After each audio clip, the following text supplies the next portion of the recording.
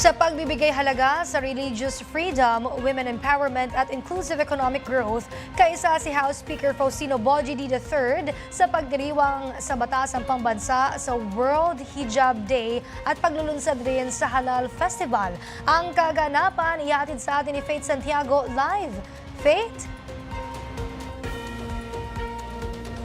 Yes, Princess, binigyan diin ni House Speaker Faustino Bojidi III ang kahalagahan ng pagbibigay respeto sa pagkakakilanlan at pananampalataya ng bawat isa sa isang bansang hinubog ng diversity at mutual understanding.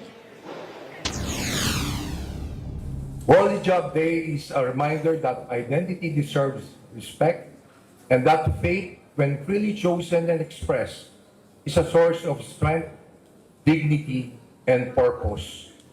For many Muslim women, the hijab is a symbol of conviction, a personal choice that reflects faith, self-worth, and confidence.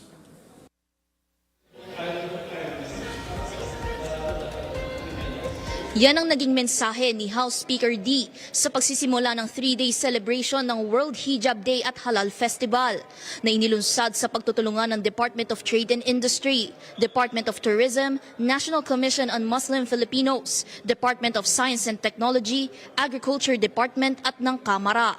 Bida sa exhibit ang iba't ibang halal products at katha na gawa ng mga kapatid nating Muslim. From Department of Trade and Industry, we have 22 exhibitors showcasing the halal certified food, and that includes personal care products, Muslim-friendly services and innovations, and also it reflects the growing halal industry of the Philippines. Nung naghalal kami, it's a big impact na nagkaroon kami ng mga mas marami pa customers like our brothers and Muslims na customer, and then even the halal countries nagkaroon din kami ng demands for our product. Bukod sa mga produkto, meron ding inilunsad na proyekto ang DOT para sa convenience ng Muslim travelers sa bansa. Pinapromote po namin yung Muslim-friendly travelogue of the Philippines, wherein we have 3 booklets inside. Nakasaad sa 3 booklet ang iba't ibang seksyon tulad ng makulay na Islamic culture sa Pilipinas, fundamentals ng halal, mga Muslim-friendly spots, restaurants at iba pang aktibidad. Tampok din sa 3-day celebration ang hobby ng mga kapatid nating Muslim sa National Commission on Muslim Filipinos. Bukod sa obra, bida rin sa selebrasyon ang kahalagahan ng pagkakaunawaan ng bawat isa.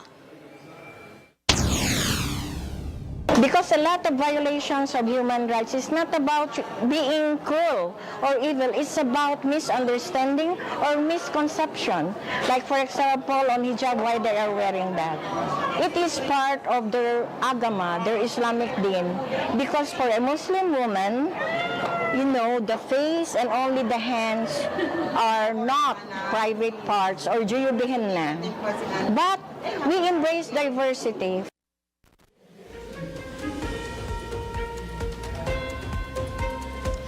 Princess, ibinahagi din ng ilan nating mga kababayan na sa pamamagitan ng RA 12224 na nilagdaan din ni Pangulong Ferdinand R. Marcos Jr. at unang isinulong dito sa Kamara ay naitatag ang pinakaunang araw ng Pebrero bilang National Day of Awareness on Hijab and other traditional garments and attire. At yan lang muna mula dito sa Kamara. Para sa totoong balita sa Bagong Pilipinas, Faith Santiago, Congress News.